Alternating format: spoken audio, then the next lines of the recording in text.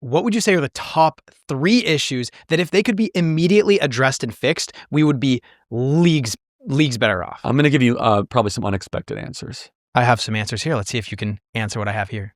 Okay, so the question is cataclysmic, actual, like what you would say are the biggest issues facing America right now, and if you could provide 3 answers. Yeah, so number 1 is the fertility crisis. Oh, interesting. Yeah, we're having less children than ever before. We're mating less. It's a major problem. We're on the verge of a population collapse. It's a huge issue. No one wants to talk about it. Everyone's like, oh, I'm single and 32 without kids. Like, no, you have a moral obligation to get married and have kids, actually. And if you don't, that's fine. If you don't want to, you have to make the case that what you're doing is more important. And there is a case for that. Like, if you're a Catholic father, like a priest, I'm not Catholic, okay, you're actually helping society, you're doing something.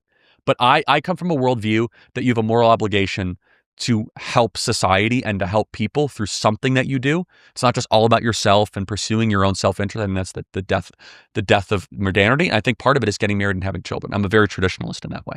So that's number 1. Other cataclysmic things. We are incredibly sick in this country. And this is why I love Bobby Kennedy. Like, I'm a huge Bobby Kennedy fan. We're a fat country. We're a sick country. We're an obese country. We're a depressed country. We're a poisoned country. We are not physically fit to fight a war, let alone be able to stand up and even go for a walk for two miles. We are a fat country, and it's a major problem. And so I actually think that physiology is directly related with how you act and how you feel. I got that, again, from Tony Robbins. And so if all of a sudden you're kind of this like obese, sad country, of course you're going to kind of just fall apart and you're going to collapse. The last one is the most provocative of the 3, is that we have a major issue of this country that we become a nation of foreigners and we're strangers in our own country.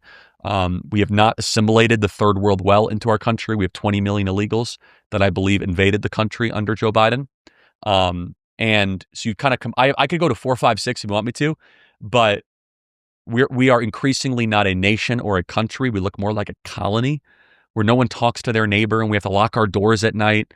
We're like our cities are all super high crime. So people say, Charlie, what does success look like? I get asked all the time. Very easy. I want fertility rates to go up. I want church attendance to go up. I want people to be less fat. And I want to be able to not have to lock my doors at night.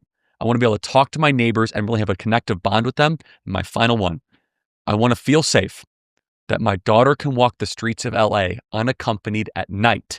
That's it. Can you walk LA at night? She can walk Tokyo at night. Why can't you walk New York at night? Or LA, or San Francisco, or Denver? We are a failed country. What did Newsom say to that? I loved your debate with him. Thank you. Yeah, it was something. Why did he agree to do that? It seems so weird. It was maximally entertaining. Yeah. It did very, very well. It got millions and millions of views. And so I don't really know what his incentive was, to be honest. I think he wants to be president, obviously. But so to the left, he looked weak. And to the right, he looked fraudulent. And so who did he win over? Exactly. Because the right's not going to believe him. I mean, we can't stand him for obvious reasons. And to the left, they're like, look at this weak guy who's trying to find common ground with, Charlie Kirk, who they think I'm terrible. So, but to his credit, I mean, there were no gotchas. But I mean, look, I'll kind of go back to the point I say, like, it's a failure of governance if you cannot walk your greatest cities at night. That's my politics. I know that sounds like, I don't care if it's Republican or Democrat. I want to be able to walk America's greatest cities at night. The 5 greatest cities in America are New York, Chicago, San Francisco, LA, and maybe Miami. Okay, it's fine. Whatever. And people in Dallas are going to email us. Sorry, Dallas is not one of America's greatest. Dallas is fine, but it's not one of America's greatest cities, right? And no, Seattle's not. But Seattle used to be one of America's most interesting cities. But you should be able to walk your major cities at night. This is insane. You go to Seoul, South Korea. Amazing. You can eat off the streets. You go to Tokyo, go to Singapore. This is a choice. We are deciding to have our cities dangerous, and we shouldn't put up with it. I think it's really just being tough on crime. But that's and people know they could get away with it. We're choosing to be soft on crime, though. We're choosing that. It's a choice. Yeah. What was the biggest takeaway from Newsom? His backpedaling on the trans sports issue was fascinating to me. I did not expect that, where all of a sudden he kind of agreed with me and then, went super viral where he was saying that, of course, it's deeply unfair for men to compete in female sports. Like, what kind of insane stuff is this, right? Yeah, I think I would say that was probably one of the biggest takeaways. Yeah. Have you kept in touch with him since then? I've texted him a couple times. Does he get back to you? He does, yeah. My biggest text with him was being like, hey, you said that it was no big, it was unfair for trans athletes to win state championships. Why are you not doing anything about it? Because a man just won the girls' championship in the state of California. So you were still poking the bear. Poking the bear, but I was just calling him out. And by the way, I wasn't even publicizing it. Now I find having to publicize it.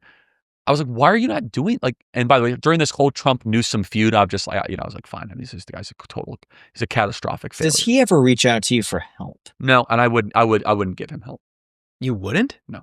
Why? He's a Democrat. But what if he wanted your insights in terms of policy and you could somehow eke him a little bit more? Yes. No, for sure. Yes, that's right. If he's asking how to better govern and help people, without a doubt, yes. If he's asking me how to get political power, no, I will not help. What's your advice to him in terms of turning around the state of California? He would argue the state's doing fantastic. They're doing great revenue. So great. We left California in 2020. Very smart. Unfortunately, the issues just got so bad with homeless, crime. Yeah. The taxes were out of this world. They just raised the sales tax in the city of Santa Monica. Of course, which is a tax on guys like you. It was really bad. It got to a point where Vegas was so welcoming. I made a video announcing that I was moving to Las Vegas, and someone from the business administration within the city of Vegas found my email and sent me hey, we're really happy to have you. If there's anything we could do, they were happy to get the business. We love it there. So since Gavin Newsom has no core beliefs, he's just a slippery politician that wants to be in power. He's literally somebody that could pass a lie detector test easily. This guy has no guiding principles at all. Just leave the Democrat Party. That's my advice to him. If you really want to be in elected office that bad, just leave the Democrat Party and just go run as a moderate Republican and just have some sort of conversion story. Oh yeah, I'm some sort of progressive. You just want political power. You have no guiding beliefs at all whatsoever. You'll say whatever it takes, whenever you want. You're captured by your left flank, but he won't do that. And finally, I don't know. I mean, I would say that more practically. Don't be afraid, Gavin, to go lock up a bunch of criminals and make your state better. The whole premise of California is so sad. Every time I love California. Every time I land in California, I say the same thing to my team.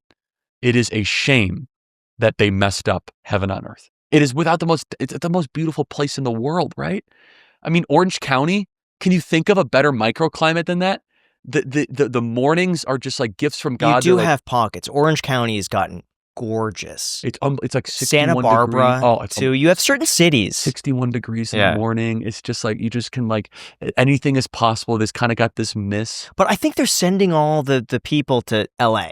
It seems like LA is kind of the stomping grounds for a lot of the issues, and then other cities are actually getting better. Yeah, I hope so. I think Orange County has some real, some bright spots. But generally, look, LA is the beast of California, right? And LA is just a dump. It is just disgusting. And it's too bad I say that. It never used to be that way. LA used to be a really interesting city 30 to 40 years ago. Yes, it had crime, but a better example of a city that has fallen apart is the city that he was the mayor of, San Francisco. When I was a kid, I could walk the streets of San Francisco. It was gorgeous. It was fun. It was unique. It was interesting. It was artistic. It was boundary pushing, but it was safe. Again, Gavin Newsom, if you're listening to this, would you let your son walk the streets of San Francisco unaccompanied at 1 a.m.? No, you wouldn't. Of course not. You're a failure. If your own kids can't walk your city at night, then what have you done? I don't want to hear about how you oversaw gay weddings or whatever stupid thing that you're talking about. Or, oh yeah, we're taking in record revenues. I'm sorry. Your son can't walk the streets of the city that you were in charge of. You're a disgrace. Don't lecture me about how you're some sort of progressive beacon. How much of that do you think is Gavin Newsom's fault versus other people's fault? He was the mayor of the city. I put a lot of fault on mayors. I think mayors have a lot of power. And I know this because of New York. Look at Bloomberg and Giuliani and how well they did in New York versus de Blasio. New York crime went up. It got dirtier. Homelessness went up. Mayors are actually some of the most powerful people in the country that we don't spend enough time or attention on. The police are responsive to the mayor. The building codes are responsible to the mayor. The homeless, mayors are very, very powerful. So he was mayor of San Francisco. Then he ran for lieutenant governor, and then he ran for governor. And he was mayor of San Francisco during the collapse of San Francisco, while it started to go down, when all this progressive woke stuff started to pop up. I'm sure a lot of you guys remember that last year we actually had none other than Jordan Peterson here on this podcast. And on top of that just being an incredible episode, it was a massive personal milestone for me because I've listened to him for several years and he has absolutely changed my life with his lectures. Well, I'm so excited to announce a very special update from that episode. We have actually partnered with Peterson Academy to sponsor today's episode. For those unaware, Peterson Academy is Jordan Peterson's online university, and it's open for enrollment right now. If you love learning, want to study under world-class professors, or have ever gained anything from Dr. Peterson's books, podcasts, or lectures, then this platform's for you. Every single month, Peterson Academy releases 4 new, in-depth, 8-hour university-level courses taught by top experts across philosophy, history, psychology, science, business, and more. These courses are seriously designed to keep you guys engaged, and they offer optional testing to solidify your understanding. Plus, there's also an online community where you can connect with other curious and ambitious learners. And it gets even better because Peterson Academy is getting funding, and so they've dropped the price from $599 down to $399 for the year for access to more than 40 courses, with 4 new ones being added every single month. They also offer you a 7-day money-back guarantee, so there's no reason not to try it. Just go to petersonacademy.com/ICH today to get started. Again, that is petersonacademy.com/ICH to start learning today. You guys will absolutely love it. Thank you so much to Peterson Academy for sponsoring this episode.